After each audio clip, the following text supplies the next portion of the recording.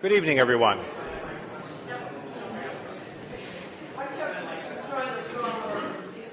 Good evening.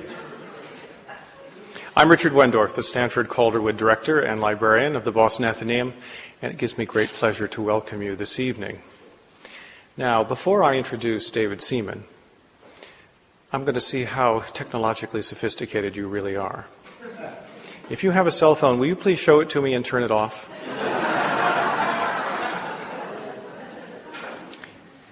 Check that it's off, please, before you put it away. I'd also like to remind you that if we do have an alarm that goes off while the event is still on, those of you in the front half of the room will follow me through these doors. We'll go out that way onto Beacon Street. And those of you in the back half of the room will go out via the area by the Children's Library. And none of us will go out the way we came in through the front doors of the Athenaeum. Now, before I introduce David Seaman, I'd like to provide just a little bit of context. You may wonder why we have scheduled this lecture this evening on, as you can see, electronic books, digital readers, and the future of America's libraries. And then, as I think you all know, staged a luncheon discussion tomorrow for 3 hours in which we'll talk about the future of the Boston Athenaeum. Why this attention now? I mean, we reopened 3.5 years ago. We've been through a renovation and an expansion project. We have a strategic plan. Why should we be taking these steps? Well, for 2 reasons, I think. First, our 5-year strategic plan is now 3.5 years old. And that's usually the stage when you begin thinking about planning for the next 5 to 7 years. And then, as I think you all know, a little over a year from now, we will officially celebrate our 200th birthday. And I think it's very important for us to use that as an event, not just to think about what the Athenaeum has been, about the growth of the collections, about its history and the cultural life of the city, but also to take it as an opportunity to think about the future of this institution and the future of the community in which we hope it will continue to thrive. And therefore, in September, I brought together 4 leading spokespersons from around the country to give their views on technology, libraries, the book, and scholarship in a kind of internal retreat that we held for the trustees and the staff of the library. It was a very stimulating day. The first step we took after that was to have a fairly detailed summary printed in Athenaeum items. I know many of you have read those few pages, and I hope that they've been stimulating and perhaps even provocative for you. The second step was for us to have members of the staff put together a list of what we could identify as Athenaeum resources. What are our resources, and how do we put them to use, and how do we quantify the kind of use we make of them? That is, all of us as members make of them. And so we're proceeding with that internally. Then we thought it would make good sense to start sharing this discussion, this extended conversation, with as many members as possible. And thus this evening, and thus the discussion at lunchtime tomorrow. And then a little later this winter or early spring, you'll all receive a questionnaire in which we try to gather other information from you about what you think the Athenaeum of the future should look and feel like.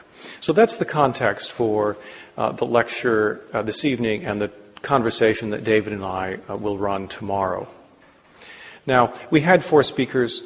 It was clear to all of us during that retreat that David Seaman had a lot more to say. He gave a fascinating talk, and he was wonderful in the give and take of the discussion, and so therefore it gave me great pleasure to invite him back. He has his pulse on what's going on when it comes to technology, especially in the digital sphere, and not just as an observer, but very much as a participant. As you know, he's the executive director of the Digital Library Federation. He's going to tell you about it, I'm sure, but it's an international membership organization of 39 large academic libraries and allied organizations that are pioneering the use of information technologies in order to extend library collections and services in pursuit of richer scholarship and pedagogy. Before he became the executive director of the Federation, he was the founding director of the Electronic Text Center at the University of Virginia Library. And I remember visiting him very early on in his time there. That's a large humanities library of online texts and images.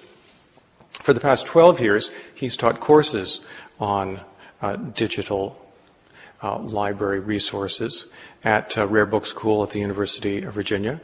He serves on the board of the Bibliographical Society of Virginia, one of the two most important organizations of its kind in the country, and on the Thomas Jefferson Papers. He is, moreover, a bona fide medievalist. Please join me in welcoming my friend David Seaman.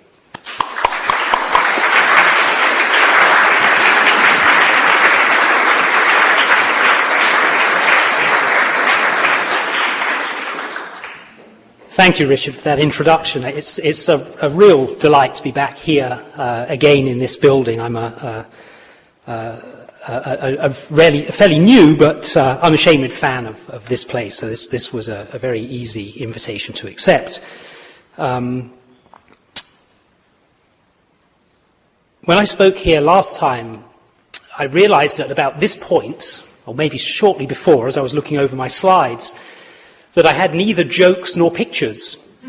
You would have thought digital libraries would be funnier. Maybe I suspect they are funnier than I've discovered yet. I still don't have any jokes, I don't think, but I do have pictures this time, so I'm slowly improving. I'm going to the first thing I'm going to do is give you some sense of what my biases are.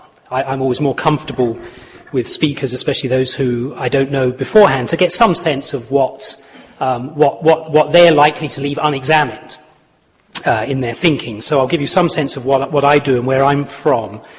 But then to range over some of the larger trends that and opportunities and delights, maybe, that the steady progression of computers into our lives, of computational methods of digitizing into our libraries, into our reading habits, may provide us with. So, to start very quickly, what I intend to do is to suggest roughly the following: that in order to talk about the digital library, and increasingly in some circles that is simply to talk about the library, what we're looking at this moment in its evolution is really a tale of mass and malleability. We're seeing a rapid increase in the amount of content and a slower increase in the ability to do interesting and useful and innovative things beyond looking at it at a screen. It's certainly a tale of mobility and multimedia. It's very difficult in a digital setting to limit yourself. You have to work quite hard to limit yourself simply to text and not audio, or simply audio and not video. And the mobile nature of this, the ability for it to follow you around, is one of its real powers. I'm going to touch a little bit on the notion of the library as a place. We think a lot about this in the university settings that I tend to work in. They're big investments, they're big physical spaces, places often at the centre of a campus, but also about places library. And I'll explain what that means when we get there. And I hope there'll be some old pleasures and new delights.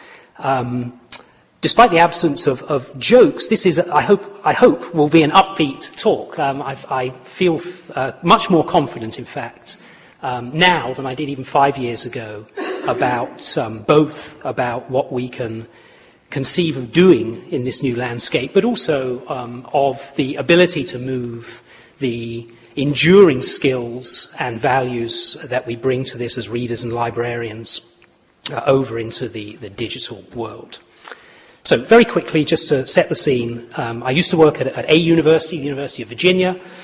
I now run a federation based in Washington, D.C., large academic libraries, including some local to here, and increasingly some outside the country.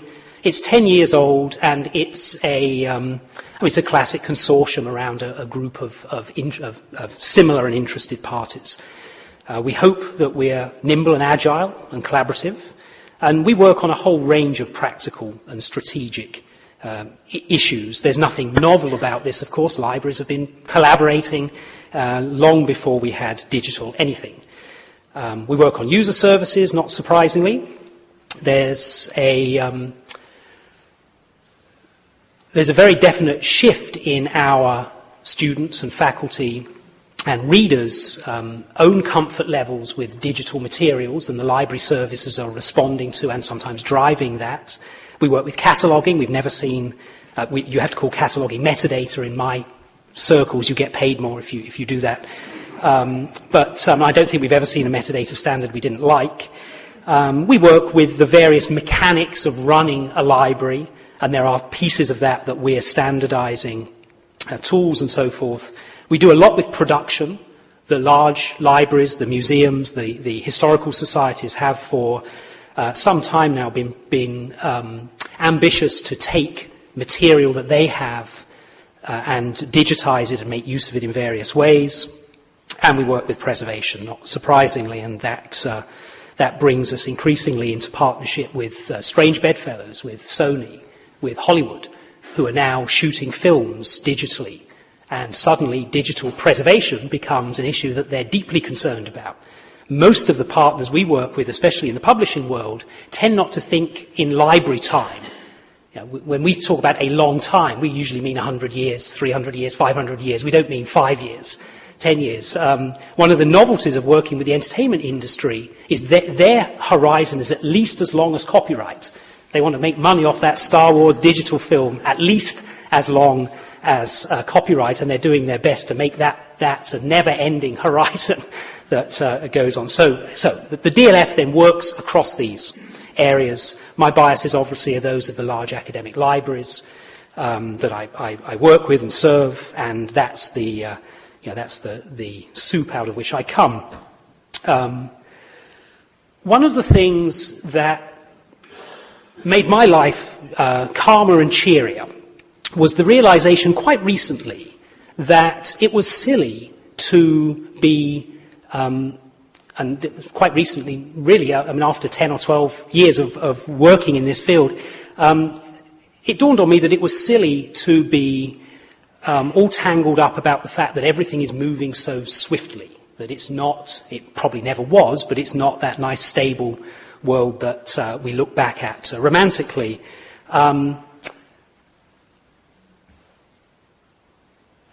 Certainly in the library setting, we see, every time you look, new skills that are needed, new job descriptions that we never had before, new patron requests. We're having all sorts of trouble describing what the library now does. We know what it used to do, but especially when we talk to people outside of our circles, what does an academic library do when pretty much all of the scholarship is digital and most of the resources in some disciplines are, and the students think everything's online? So there's all of this wobbliness. Everything that you thought was solid now isn't. And rather than being threatened by that, I would suggest that you either brace it or go mad. And I think I've embraced it just in time.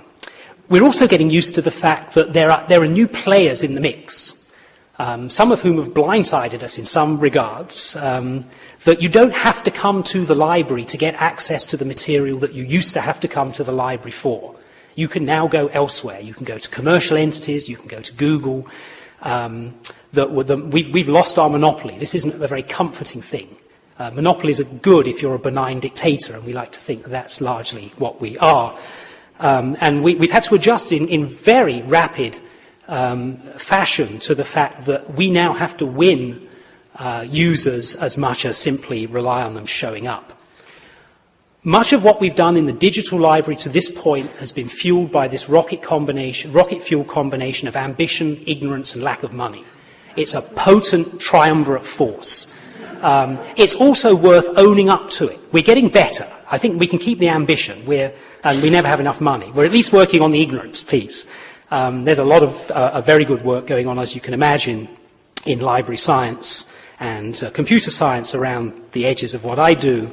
But it's worth owning up to the fact that much of what we've done to this point has not been very carefully thought through. It's not been done from a position of deep knowledge.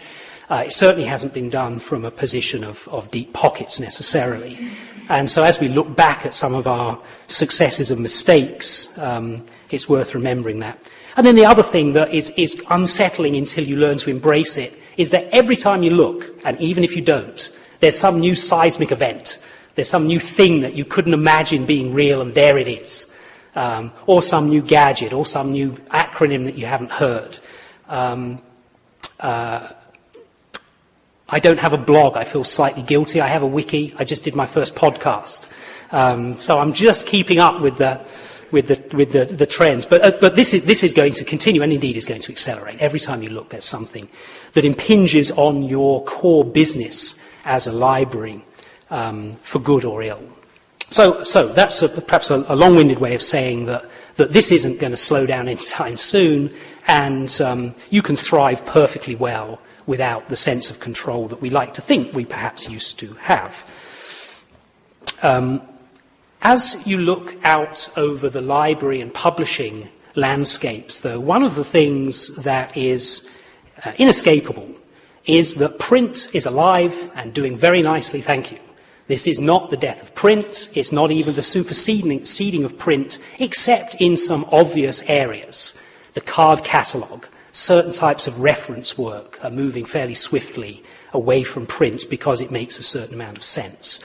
But the predictions of its death were considerably exaggerated 10 years ago.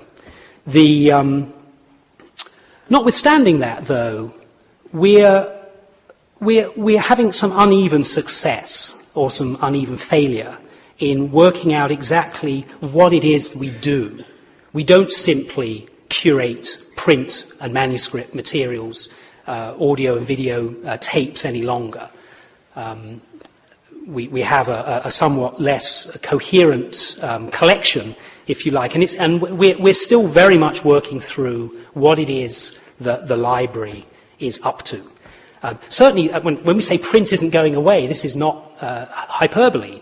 Last year, there were more books printed in America than any other year, and it was a significant increase over the previous year, which was also a record-breaking year. So certainly, authoring and publishing in print is going on very steadily. There is a decline in reading if you measure, as the National Endowment for the Arts did several years ago, if you measure how many books people read in the year, that's a declining number. That's been declining for decades, though, and it doesn't seem to be declining any faster. So we're still very much a print culture, and for some very, very good reasons that I'll come back to. We are seeing some changes in what it means to be in print. We're seeing books printed when people need them, not printed in great numbers up front in case they need them, just in time instead of just in case. And one of the things that I'll touch on, and I hope you find as exciting as I do, is that we're beginning to see technology be able to replicate the things that are particularly good about the book, or at least about the printed page. There are some things that are irksome about the book or the codex as a form, but that flexible, easy to read, hard to destroy page is stood the test of time for some very good reasons. It's the way we want to read. It's better than anything that's come along technically, and we're beginning to see digital paper come along. One of the features of the internet and electronic publishing and all these other interrelated forces is that on occasion it forces you to re-examine something that you never bothered to define before. You simply knew what it was. It was self-evident. We don't spend a lot of time saying what reading is, although there's been some wonderful research done in the last 5 years at Xerox PARC, which looked exactly at this. What mental images do people have when you say reading to them? Well, certainly somebody sitting reading a book, the solitary, peaceful, delightful act of reading. Various situations where somebody reads to somebody else, parents reading to children, children reading in a classroom. So there are many things that come to mind very, very easily if you're pushed to do more than one. Public reading, author recitals and all that sort of thing. We're beginning, though, to see that in in a reading landscape, and I'm stammering a little bit because one of the curses of talking about this is we don't really have the vocabularies yet. So you have to sort of make things up in order to say something. This is what happens when you're in the middle of something or in the early stages of something.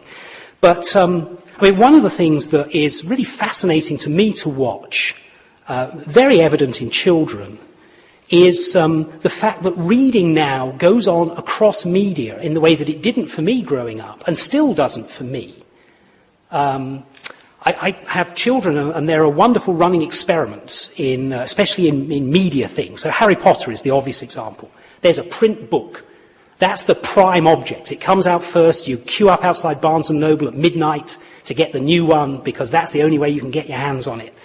And then eventually, after the books come out, there's a film that comes out in regular release and then on a DVD. And there are video games. There are wonderful Lego sets. Those little bricks that you put together, little figures. There are websites you can visit, there are toys, there are soundtracks, there's all the usual paraphernalia. What really struck me, though, watching my children engage with Harry Potter, is that they move, and I suspect them they're 10, 8 and 6, so they're younger, but they move seamlessly between the iteration of this story on the printed page, which they love and they fight over those books when they come out, to the DVD when it arrives and you put it in, or when they go to the movie theatre and see it, to the video game where you can run around. I don't know if you know Harry Potter, but it's set in a castle. You can run around the castle and you can be chased by dragons and things. And the sorts of questions that I naturally have, is the film as good as the book? They look at you like you're stupid. This isn't the way they think about this. This is a story that's spread over these media. And of course, pieces of it are going to be better in the film because you can do things in that media. Of course, it's more exciting in the video game to be able to run down the corridors of the castle and go places where, somebody has authored the space, but the narrator isn't taking you in the way that in a book. You can't, in a book, say, no, don't follow that narrative train, stop and go down that corridor in the castle. So we're having some real opportunities to rethink actually not maybe what we mean when we say reading, we're probably too set in our ways, but certainly what our children and our children's children mean when they say reading. It's not that the book gets supplanted at all. The book, the physical book, is very much at the heart of all of that. But it is this sense of lots of things going on. The clickable narrative is really what they have when it's on the screen. If you watch a child playing a video game, a computer game, everything bristles with possibilities. You click here and something happens, you click here and something happens. And they're increasingly used to that sort of narrative, and it doesn't seem to threaten the pleasure of solitary reading with what we would consider a book. So once you admit that reading can be something other than what we would simply say it is, then you start venturing into the area of reading devices. What do you read on? Well, we've had lots of reading devices over the millennia, and they steadily got better until we got to print books, and that's probably about as good as it's going to get in some fundamental way. It's endured for a very long time, and as much as we play with other forms, other formats, it's still the thing that we try and emulate. There are e-books. I don't know if any of you have ever read an e-book, but there are electronic books that are out there, and the first wave of these in the last 5 years gave us glimpses of what our library patrons may be doing. Some public libraries engaged in lending these things out, and by e-books I mean, so let me show you what I mean.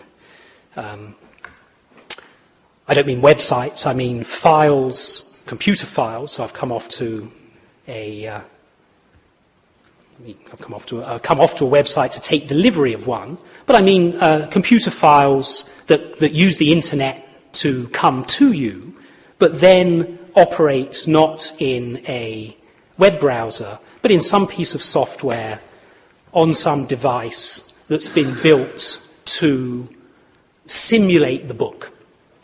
These are not stunningly successful experiments in this first wave. But I worked with Microsoft on some of this back in the early 2000s, and I was quite surprised, against my inclinations almost, that the act of reading, of literally reading page after page after page, an electronic book, at moments cross that surprisingly non-terrible barrier that's so critical with the adoption of anything. Things don't get adopted when they get wonderful. You don't need high-definition television before people adopt television. You just need the picture to stop going round and something to be there as a channel. So I was quite surprised that the act of reading some of these books was bearable. And you'll see that it's not pictures of pages, this is text. And of course you wouldn't normally read you can read on a laptop, you'd normally read on some sort of pocket gadget, bigger or smaller, but roughly this sort of thing. And you can sit there, and there's something about the way you sit when you read that's important. You can sit there, it's vaguely bookish, and you push a button and the pages turn. What I noticed was that there were periods of time when I was reading where I wasn't conscious of the device, in the way that you're not conscious of the book. You know, you're reading a book and you're turning pages, but you're not really conscious of it. And there were moments when I saw that with myself, with e-books. There are some things that an electronic book inherently does well that a paper book can't. For example, it can, I don't know if you can hear this, but... The writer of this tale has made an humble effort to add something to the scanty stock of Native American literature. Any attempt to conciliate favor by apology. Well, you can have too much of that in a hurry, but so that, I mean, it's not John Gielgud, but he's dead, and there's only so many books that real people can read, and there are types of material that you can imagine listening to a computer. That synthesized voice is getting steadily better. So. Yeah, I find that they're great when you're standing in line at the airport. That's what's good for me. What tipped it for me was the realization, I spend too much of my life in airports, is I've got 300 or 400 books in my pocket at any one time. And I rarely have more than one physical book, and often leave the one I really want to read at home because I'm trying to get through Guns, Germs and Steel, this Jared Diamond thing, the damn things like this. When I have time on transatlantic flights, I can't carry the thing along. So, no, that's right. So we're beginning to, even get us despite ourselves, we're beginning to realise that there are things, maybe not pleasure reading in this iteration of this, but there are things you can do with e-books that make them worthwhile, and you can annotate and you can add bookmarks and you can do all the things. You can do all the things that you could do with a piece of paper, except you can then make it go away. And we saw in that early round of effort that there were take-up. People were prepared to pay something for these, or at least they were prepared to download them for free. For us as readers and librarians, however, I think the really interesting next step, if this was sort of a nice glimpse of what could be if it wasn't quite so awful, the notion of digital paper is much, much more exciting. And it's not new. It's been around in sort of demo mode for 3, 4, 5 years. And like most of these things, the hold-up is manufacturing. How can you manufacture it? And by digital paper, and I don't want to dwell on this in the interest of time, but by digital paper I mean literally the end goal is flexible. The current ones aren't flexible. But it's essentially so there's one that isn't flexible. That's a first generation one. But it's essentially little balls in a paper white slurry, and you send an electrical charge across the surface that forms the characters, and you can see from these little balls down. There is a video that shows all this, but it runs too long. The black, I believe, is negatively charged, so where I think there's perhaps even a clearer picture here. Oops, there we go.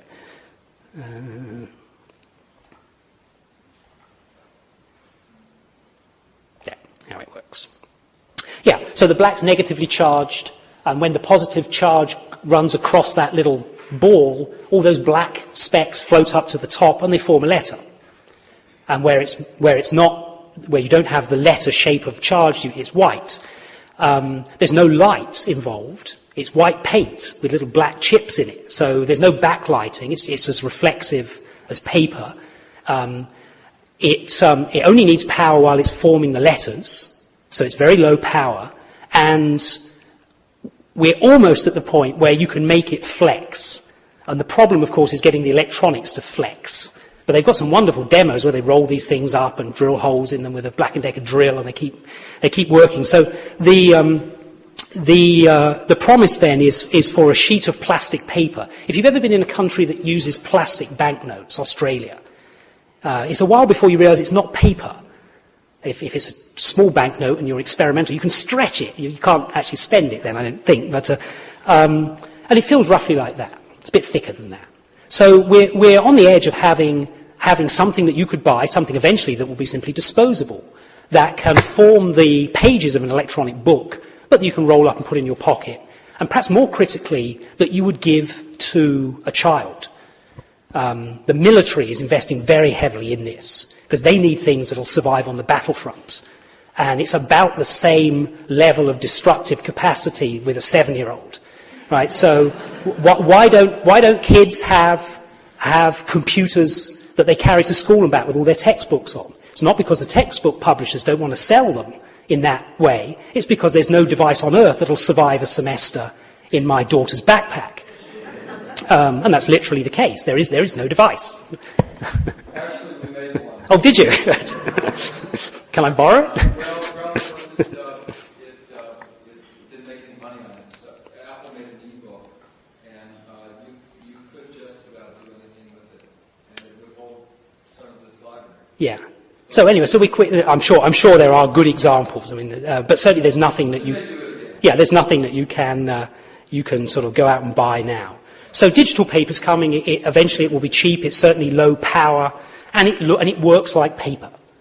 And it works like paper because for all of our work, we haven't come up with anything better as a delivery mechanism for text.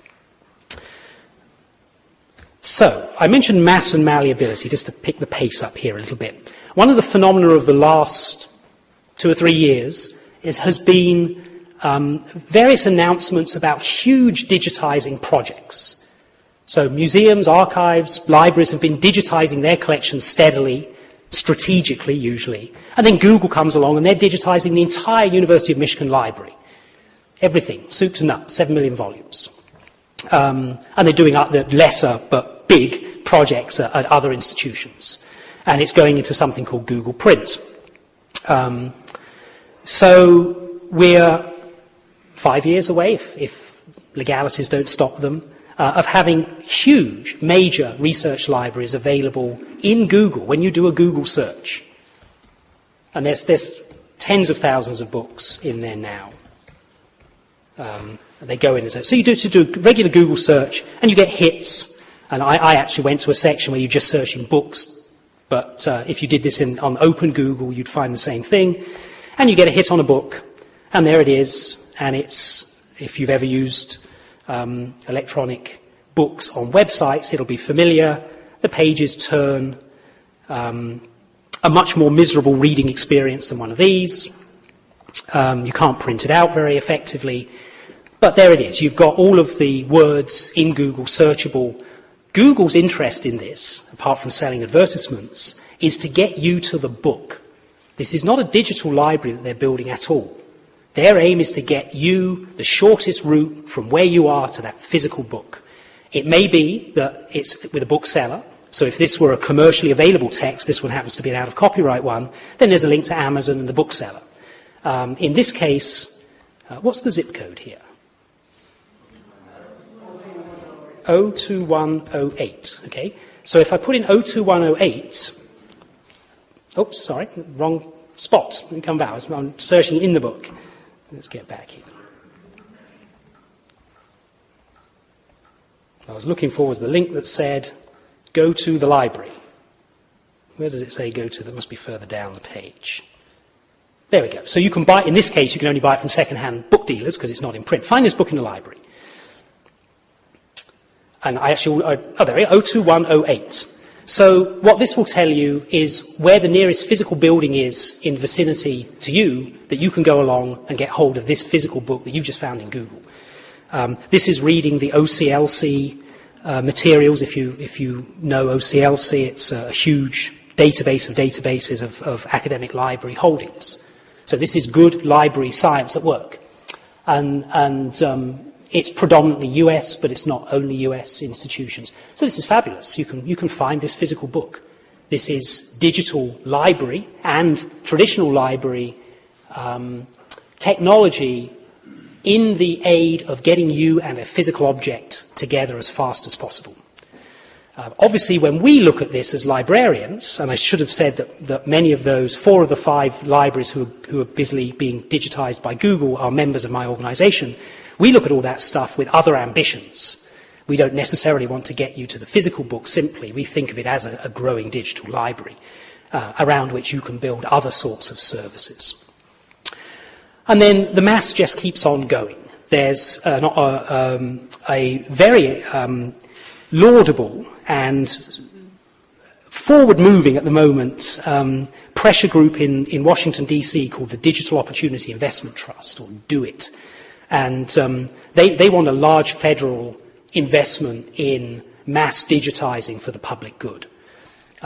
They compare this to the land-grant universities in the 1860s, to the GI Bill, a massive public investment for the public good, and they want to fund it from money that comes from the sale of telecommunication bandwidth. It'd be roughly $1 billion interest on $20 billion a year. So, and this is moving. It's getting some steam up in Congress. And every time you look, somebody's got 1 million books projects. The government printing office is doing a bunch of stuff, and on and on. So I think what we can say with some certainty is that there is, especially for print, which is easy to digitize, relatively cheap, relatively small scale in current storage senses, that we're going to see an acceleration of the amount of material that's out there. For those of us in libraries who are, we hope, benefiting from that digital material, we've been watching something else go on with the material that we have been digitizing for a decade or more. Mostly special collections or hard-to-get materials in our collections, or very delicate materials. And you can visit any library website, any academic library, and go to the special collections link, and you'll find manuscripts and Civil War documents, all that sort of stuff that comes up on the screen. And there was a phenomena that we noticed against all common sense, which was that as you took these materials, things that we thought of as fairly specialized often, of interest only really to historians of a certain type, or really only of interest to classicists or whatever it was, and you turned them loose on the web, you started getting all sorts of improbable use. You just couldn't imagine why all those people wanted to come, and how they found you and what they were doing. So there was this enormous imbalance between the sense of value of an object as a digital thing and the sense of value as a print thing. And eventually the phenomena got a name. It's called the long tail, and it comes from an economist who wrote an article last year in Wired magazine looking at the companies that sell digital music files, the iTunes and so forth, where you can go and buy if you have one of these iPod gadgets, you can go and from Apple buy for 99 cents a song, and it downloads into the little thing, and you can put thousands in here. Anyway, so the economist was curious. Do most people buy just the top really popular things? Do 80% of the people buy 20% of the bulk? Does anybody really want all that obscure stuff, or is it just there to boast that you've got 1 million songs for sale? And what he found was that there was this long tail, that when you got into the 200,000s and the 300,000s and the 400,000s of titles, there was somebody every month who wanted, against all probability, that obscure English folk song. You didn't know why they wanted it, but they wanted it badly enough to pay 99 cents. So, and we've seen this repeatedly as we take our treasures very often, or our lesser treasures, and we put them online. We see it with academic journals that go from a few hundred print copies to thousands of article downloads a month. And we see it, and this is, I I retired this example and brought it out again last time I was here, and I couldn't resist it. This is a rare book, Rufus Dawes. I'm down here now. This is a early 19th century potboiler novel, deservedly out of print since 1830. It's rare. There are very few copies of it. It's completely ignored, and it's awful. There's no dissertations on it, and we made it available at the University of Virginia as part of a large number of early 19th century novels, the theory being that if you really want to understand the great works, you have to have the crap, and we had a lot of it. So we had no expectation that anybody would actually want it beyond some fairly esoteric scholarly uses. And we put it up in ebook form as well as web form just to show off. And again, against all probability, we had 6,000 downloads in 2 years. Not people printing it out, people down, because we only made it available. We were only counting these. People reading on Palm Pilots and these gadgets. You can't print from them. And it's 25 different countries. Grasping at an explanation, the only thing you can think is that they came looking for the Scarlet Letter, and they looked around to see, well, what else is there like this? And they grabbed a few other things, and who knows if they ever read it. Anyway, so we have this strong sense now that, having maligned it, I should at least pull it up, shouldn't I? We have this strong sense now that the things that we've curated over the years, so this is a rare book, the things that we've looked after for posterity, for that user who will come along eventually, that we're seeing, and it's delightful, we're seeing uses of it. I suppose at least it has the veneer of history about it now, it has a certain charm. We're seeing uses to this material that we never imagined, and justifications then, both for the digitizing but also for the physical curation of that material. And you'll see that phenomena endlessly. The other force at work that I wanted to highlight is the notion of malleability. So we're getting more stuff. We're getting lots more stuff. And publishers are publishing more, students have more and more available. It's easier and easier to make it. But we're still at a moment in our use of this where that content is disjointed. It doesn't play well one thing with another. We find this in library settings all the time. We subscribe to electronic databases and collections of books from publishers, and they just don't work together. You've got two things, two collections, they're both on the Civil War, and they've got two different interfaces, and you have to search them two different times, and they have two different senses of themselves. So, silos is what we tend to call them. So we're increasingly realizing that the next phase, getting stuff out there is a good, but the next phase is that material has to be built in such a way that it can be interoperable one with another, and that users can start doing things with it beyond visiting it on the web. And certainly when we talk to users, we hear this a lot. This is a slightly strained analogy, but too often when you use a first-generation digital library like ours, it's roughly akin to television. Roughly. That is to say, you follow a web link, you go to a website, and you look at a content channel that somebody else has put together. And you can't have much effect on the way it works, or the way it looks, or the way it operates. And often you can't download it and do very much with it either. The difference, of course, is that when we watch, again, experimenting on children, they're cheap, when we watch children and music in particular, they're growing up with a world in which music is not only inherently malleable, they just can't imagine a world in which you couldn't take. I mean, I try and explain to them that there was a time when you bought an album, a record album, and all the tracks were fixed in a certain order, and you couldn't rearrange them. And they look at you like you're pulling their leg, and you couldn't take a bit of one and a bit of another and put them together, and by God, you certainly couldn't make another record. You couldn't make a record. You needed a manufacturing plant to do that. So we're beginning to realize that what the kids do with music, legalities aside, grab this, grab that, put it on a CD, give it to their friends, that malleability, that flexibility of use, that ability to impose your own sense of order is what we need to start allowing users to do with our digital library materials. Innovative users need innovative content. And we're largely failing them in that regard. There's a colleague of mine who likes to talk about scholarly primitives, that is to say behaviours that scholars do. They still do them. They did them long before there was electronic anything. And he points to things like gathering.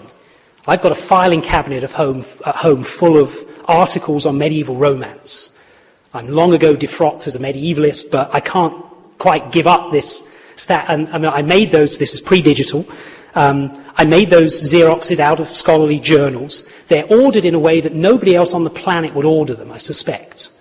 And they're annotated. So that gather, order, hoard, annotate are scholarly primitive behaviours. And you can largely not do those with websites. It's very hard to gather and annotate at all. So we're beginning, as we get used to having digital stuff, not just around the edges of our library, but inherent to what we do, we're beginning to realise that, as wonderful as it is that there's all this material coming out, we need to be able to do richer things with it.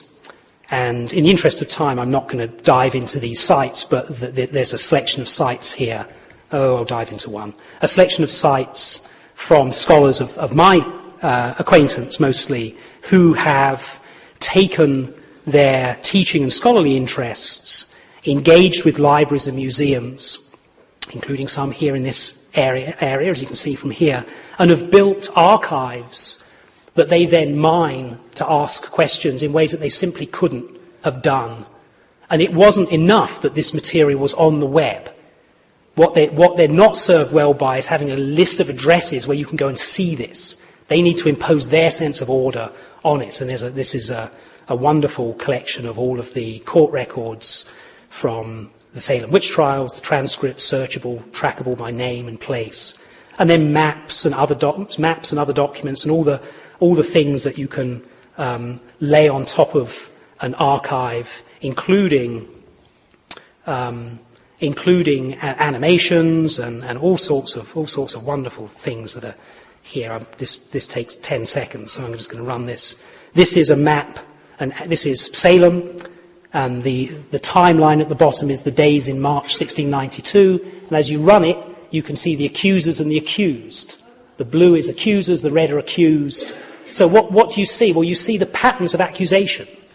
Is this neighbours accusing neighbours? Sometimes. That old witch, he turned me into a toad. Sometimes the accuser and the accused are at really far distance, 5 miles apart. So it's a way then of taking a fairly simple technology and a bunch of data and putting a visualization on top of it that helps you see things, and that then sends you diving back into the text, back into the court records. And any one of these sites would give you similar examples. So to begin to wrap up here, we've spent a lot of time recently thinking about library as place. If it's all digital, do you need a library? In the way that we think of a library. Deans and provosts like to muse out loud. Couldn't we sell off the library? They're always in prime real estate on a college campus. But what we've seen very much so is that with some retooling of the physical space, libraries as physical spaces are booming. They're a bit Barnes and Noble-y sometimes when you walk in. There's coffee bars and so forth. But they've become collaborative study spaces. They've become safe, politically neutral spaces. Sometimes there's a romanticism about them. Students, in some of the surveys, they've said some of these grand reading rooms make them feel smarter just by being in them. This is a classic example. I'm never smarter than when I'm in this room. So the library as place is thriving because it's adjusting to the needs. It's not because it's fossilizing. But we're also beginning to realize that the library, conceived of as a bundle of services and content, is no longer bound simply to a place necessarily. It can come to you wherever you are. The stuff's going digital, we're getting more and more wireless, bits and pieces, and so we are beginning then to also talk about the notion of wherever you are, so is your library, at least that which can be digitized. we're seeing all sorts of, well, we'll pass over that one. And then we're also beginning to see other things that we don't really have a driving force, we don't have a driving say in, that come along and suddenly fire our imagination. And the ability to map things, the ability to see landscapes, both real and imagined, really fired up, and this will be my last example, I think, really fired up with the arrival of Google Earth, which is a service, now a free service, that you can interact with in various ways, that really got us thinking about what does it mean to be able to put a geographic reality.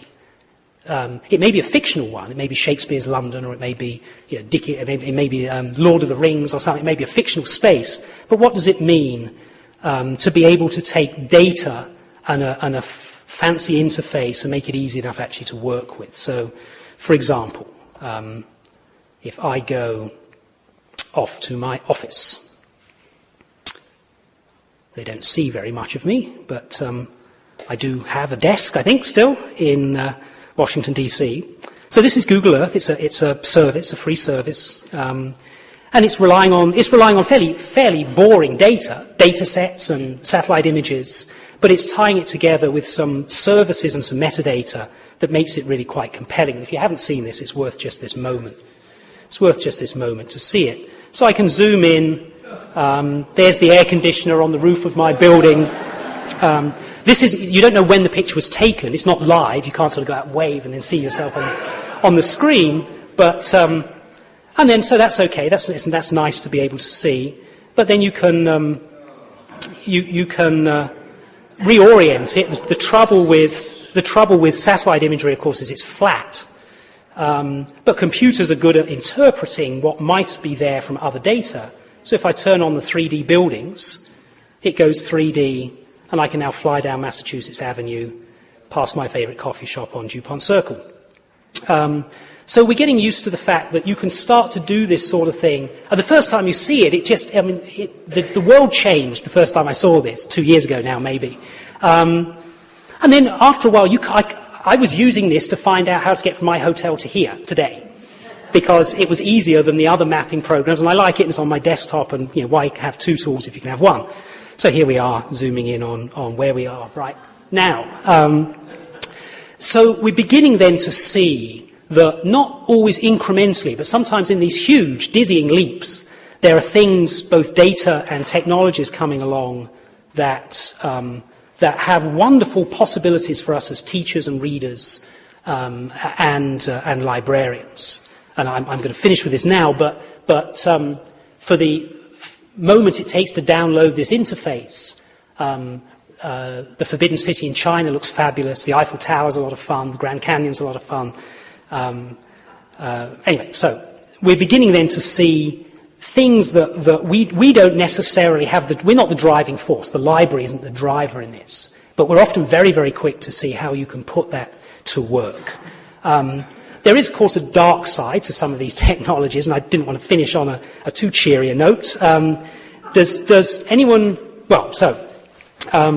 cell phones now by law, if not the one you've got in your pocket, the next one, have a GPS chip in them. And you can locate any cell phone within 300 feet, anywhere on the planet.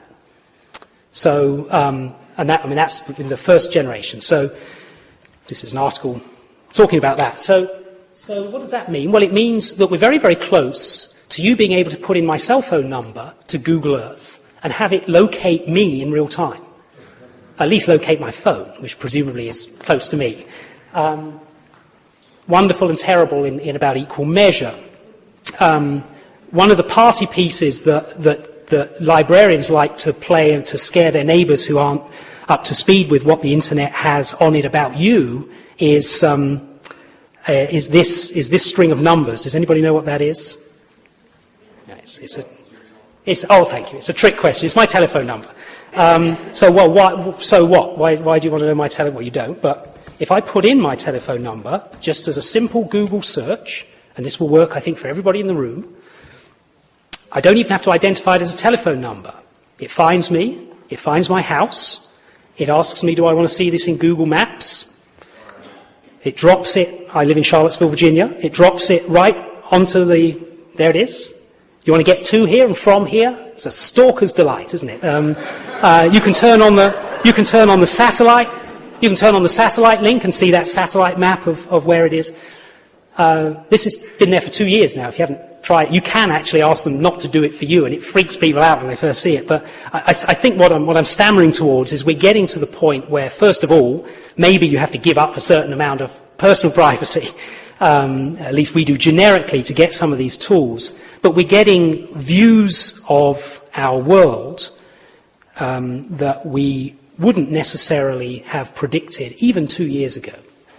And that is beginning to accelerate. So, to close.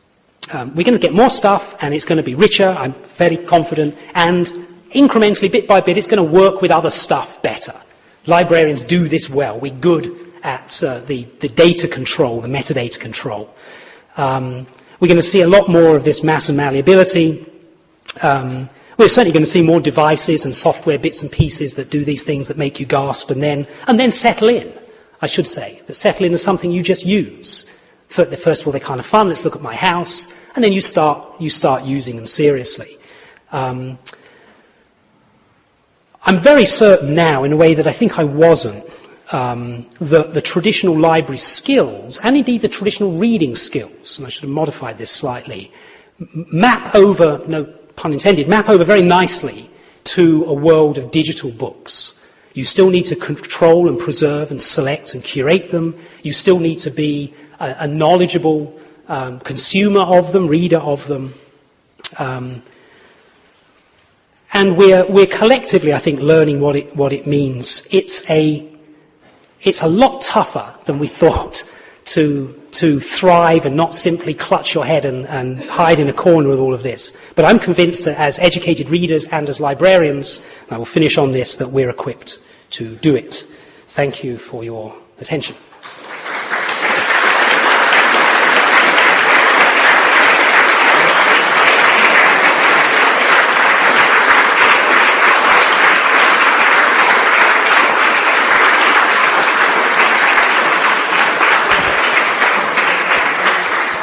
I deliberately covered a lot of stuff swiftly and even some that I didn't get to, but I'm delighted to take questions now if you have any.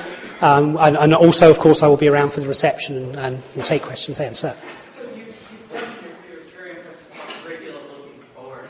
I'd like to invite you maybe for a minute to look back and run forward. In that, I have no doubt in the near future all of your heads will be digitized and indexed with a wonderful heuristic search algorithm. We'll be able to find everything. But we also, in some sense, hurtling for a new potential digital dark age, because electronic records, by their nature, are fragile, both physically and sort of mediated or stored in. Yeah. So, for example, Mosaic, I don't think anybody uses. I don't think anybody uses Mosaic any longer. So do we need a Rosetta Stone? Because that remains, if you want something to last, you have to write a uniform on a clay tablet. Yeah, it's... The question was much more elegant than my summary of it, but essentially the more you go digital, the more delicate and fragile and losable everything becomes. And you see this repeatedly. You see it in... digital preservation is the hardest thing that libraries and technologists grapple with. Everything else pales beside that, because you've got no benign neglect. You've got none of the things that we instinctively rely upon with physical materials. You've got an old stately home in England, you've got books that have been on the shelf for 200 years. Nobody's really looked after them. They sit there, it's kind of damp. The aristocracy don't read anymore, so at least nobody's bothering them. And then after 200 years, you scrape the mould off and it's a perfectly viable information delivery system. A bit smelly, but readable. There's nothing even remotely like that. 18 months go by and the tapes won't load. 3 years go by and all your CDs have gone bad, and you suddenly...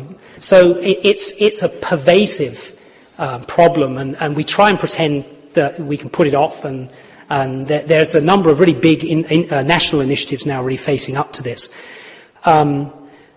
It seems to be inevitable, sadly, even with some good efforts, looking back, as you invited me to do, starting 10 years ago, that when we look back at this period, it's going to be sadly reminiscent of looking back to the early 10 years of, say, cinema, where there's an enormous amount of stuff that just hasn't survived. You know that there was a film called X, you know it was very popular, there's no print of it.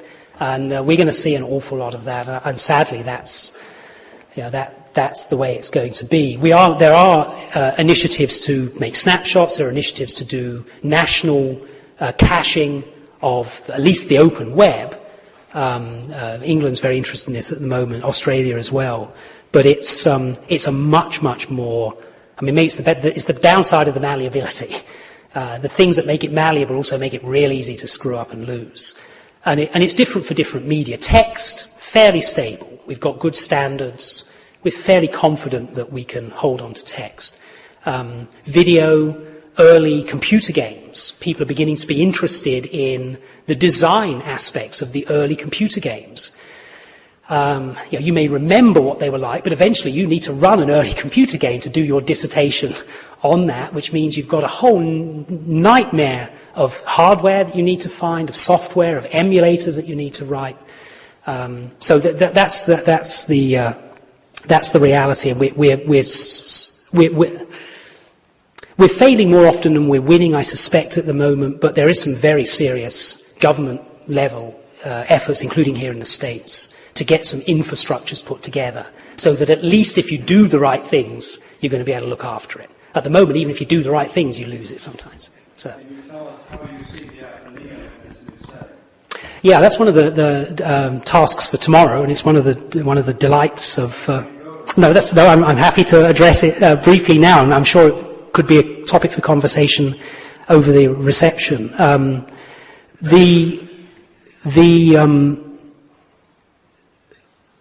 There are a number of obvious, and maybe by the end of tomorrow, some less than obvious things. To me, as an outsider, the obvious things are that you have these peerless collections here that are used by people who come here.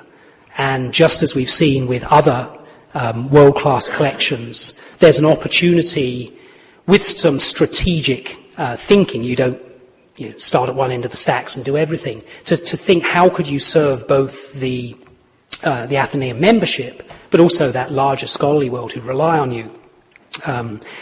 One of the features of digitizing that stuff is it gets into the classroom. So we're seeing teachers teach with manuscripts, slave narratives, Civil War letters that they were never able to teach with before because there was no good facsimile. No textbook was going to reproduce 300 letters. So there are those things that we've seen elsewhere. There will in all likelihood be some particular service aspects to this that are particular to the Athenaeum as a membership institution. And those who know it better than I will perhaps tease some of those out. It certainly there's roughly put a promotional sense to this. You expect to see the big players in these landscapes as you look. There are some funding opportunities sometimes, both private and federal funding that can come.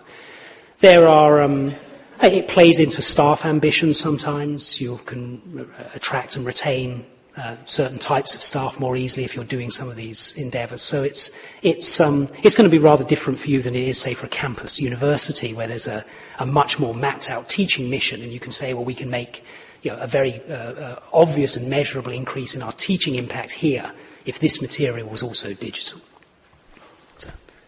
One thing that didn't seem you touched on, which may be related to the Athenaeum question, is that every institution that has had a good set of librarians, the people who have passed through that institution have come out being more information literate. And you've painted a picture here where becoming information literate is even more and more of a challenge. It is, yeah. Now, how does the librarian's interaction or whatever to create that experience so that over time people who participate become more literate? It's another of those areas where we sort of thrash around for a vocabulary that we all mean the same thing, but information literacy is probably as common a term as we've got now. In certain settings, in most settings, public libraries in particular perhaps, libraries have always had a teaching mission for their immediate clientele. They've done instruction in my academic settings. It's literally research methods, which are still taught in most libraries. And So it was in some sense a natural progression for the librarians to take on the role of this information evaluation and management and seeking skills. It was a comfortable place often for especially the faculty to come to be taught. They were used to being instructed in that sort of setting. And you can see some real, now that we've got enough years, you can see some real evidence that the institutions that took that to heart have teaching and technology embedded into their curricula in ways that, in sensible ways, in usable, laudable ways.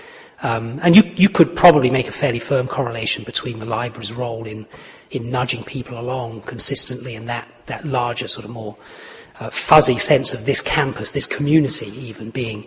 In the public libraries we're seeing quite remarkable examples sometimes of technologies being brought to bear on a patron need. And sometimes it's as simple as email, getting somebody an email address so that they've got a fixed abode for various reasons, or putting people in touch, showing how you can use the internet to find a piece of information about something that wouldn't ever be in that local physical library. After this audience, I think that the second best audience I ever had was in the outback in Australia, nearly 10 years ago now, and I was in Perth on a fellowship at the University of Perth. And Perth, as you probably know, is an isolated city. And so whenever there's a visitor in any of the professional communities, it's fresh meat in the water. So so I very quickly found myself with all these very flattering invitations to come and talk at smaller and smaller and further out into the bush libraries. And this was very early in. But the sense, I don't even remember the name of the community now, but the sense in this very obviously remote library who had an internet connection, this, not just the internet, but this cluster of other information-seeking technologies and communication technologies was going to have an impact on them way beyond it would have with somebody in the general public in a university town where you simply assume some of those things anyway. Unfortunately, in the academic setting, some of the really exciting stuff's happening outside of our space, so I'm perhaps not thinking of the best examples. To follow along on the idea of sort of the teaching function, and maybe even a moral dimension, any fool can publish on the web. And do. And do. And we've seen recently where supposedly distinguished scientists can fabricate and publish and do a great deal of harm. So an institution like this where its members are careful readers, I think one of the services that can be provided, and it would take some discussion, is authenticating. Yeah, we talk. What's true? Yeah. What's valid? Yeah. We talk a lot about authentication in a technical sense. How do you keep people in and out of things by layers of software that check to see who you are? But more and more, we're beginning to realise that perhaps the more interesting discussion is exactly that. What can we rely on as places of authority? Well, that's neutrality that so many institutions now have, which is supposed to be tolerance. In fact, ends up when lies and half-truths are marketed, and since it's an international market, the greatest of ease, a child can put something out as well. Indeed. I mean, there's two comments very quickly. The first is that there's a very serious need that we're addressing only spottily, I think, to make sure that our scholars and our students at every level have the information evaluation skills that you need, which they never really needed before. You gave them a textbook. Yeah, it was a textbook. So that when they do go out onto this open internet, that they have some ability, as we develop, I hope some of you develop, to know when something is either a fraud and there are clear clues that you can look at. But certainly one of the things that that we have a renewed appreciation-ship of is that there are certain shorthands. There are institutions and publishers and organizations that you inherently trust. And we did a very large survey 3 years ago, and it was uneven across the disciplines, I should say, somewhat worryingly so. But there was a general sense amongst, this was 3,000 university and college faculty and students, that they inherently trusted things that they found through a university library website, because they had a high degree of trust in the institution, and they assumed, usually rightly, that some sort of evaluation and filtering had gone on. So.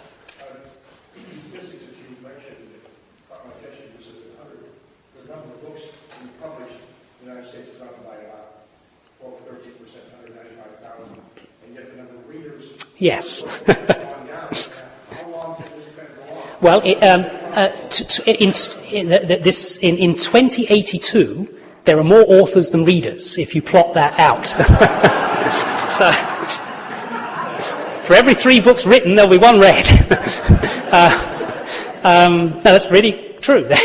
if you simply plot that, if they're constant, unalterable trends. But at the moment they are both true. Statistically, people are reading less, and there's more out there to read. And it's partly a reflection of, as has already been said in one of the questions, how easy it is to publish, even in print, as technologies allow you to do smaller and smaller print runs, to essentially do no printing until you've got some demand. Then some of the barriers go away. The awful counter to that, which we see very much in the humanities, is that even though there are more books being published in simple numeric terms, there's been a collapse of the scholarly monograph. So the scholar writing that book-length study in any of the branches of the humanities and even the social sciences, and I think we're convinced that there are certain things that simply need that space. You need a book-length chunk of time to actually explore some of these things.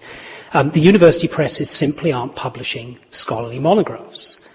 There are some wonderful exceptions, but not many.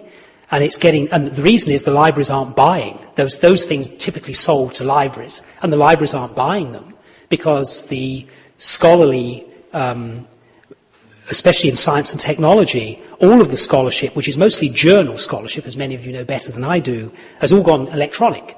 So we're spending more and more of our money on these wonderful but expensive piles of scholarship that are electronic, and the thing we're cutting are those monographs. So so while it's true that there are more and more books and less readers, there are some horrible caveats to that general pattern. It's getting so severe in some disciplines that it's affecting the way we make tenure decisions. You used to have to get a book. Well, what do you do if you've got a really bright young faculty member who's written a great book, but there's just nobody to publish it? And some of those conversations are turning electronic. Well, do we need some authorization mechanism, like a university press, like a scholarly society, that would say, this is electronic, it's an e-book, you can read it in your pocket, but it's the functional equivalent of the scholarly monograph of yesteryear. Time for one more question. There's a wonderful Kafka parable that talks about reality being such a rich banquet that even the crumbs that fall from the table are a complete meal. And I'm reminded of it because there's this wonderful arbitrage going on where, and I'm a huge Google enthusiast and I use it hourly, but what we're looking at... I'm actually using it to answer my questions right now, in fact. There's a harvesting of tremendous compilation and authentication and careers that have been put, thousands and thousands of careers. And the market capitalization of Google right now is gigantic, probably more than all of the funding of all of the library careers going on right now. I'm sure. And there's a question, if we're looking at real value being created in these collections, I mean, the University of Michigan library has value somehow. I mean, Google, I recognize it. Mm-hmm. Compilations can sometimes be seen to have a copyrightability as a compilation. And so how do we keep this engine going where we're not just eating something in a rush and kind of getting drunk, but actually have a sustainable model which provides the kind of lifetimes of investment that's made? Yeah, well, that's a terrific question, and maybe one that will rumble on tomorrow in our discussions. A couple of quick observations, not really rising to the level of a proper answer. At least with Google, they are very clear on why they're doing this work, and it's a very simple sense that they can sell more ads if they've got more words that are in there, and they make revenue off passing people off to booksellers in some fashion. They also there's an idealistic tinge there, but as well, they like the thought of having all these great libraries in there. But certainly their sense of the value of digitizing that material is quite different to our sense, both I think as readers and as scholars and as librarians. For example, they have no interest in the content of the books. We gently suggested, well, wouldn't you like some help in knowing which are the most valuable ones to do first? It's nice you're doing all 7 million, but it would be nice to have the really good ones done first. No interest, because their sense of value isn't ours. It's not the content. In some ways, the more obscure the book, the more likely it is to get a hit. The more likely it is to produce a new hit for them, which means they can then sell an ad. The best example of that is that the digitizing is being done in the remote storage facilities. Libraries, as you probably know, can't keep all the books in their main building, so we buy and build things on the edge of town, and we deselect books. We decide which ones nobody wants, and we stick them in the remote storage building. So the first 2 million books that are going to be done at Michigan are the 2 million that Michigan decided nobody wanted. And the reason they're doing that is there's lots of space in the remote storage facility to set up all the digitizing equipment. I think stumbling towards half an answer is to say that it probably doesn't matter that Google's sense of value is wildly different to ours, as long as they don't get in our way, and they show no sign of doing that. So we're already beginning to work out how can we think strategically about building library services that reflect, and building them over library time. I like the notion of getting drunk on books, but trying to step back from that simple gut reaction that this is awful or this is terrible, that deer in the headlights sort of moment where you have a strong reaction, but it can't be anything other than a paralyzing one, either positive or negative. And because we've been doing this long enough, I hope, since at least the early 90s, that we are beginning to be able to find spaces, including my organization, to step out of our day-to-day work and say, well, how as the nation's academic library leaders, can we address a digital landscape that now has entire academic libraries on it? There are policy issues, there are legal issues, there are fair use issues, but there are also some really exciting service issues and those conversations are in the early stages in some of the circles I move in. So, thank you. We should adjourn.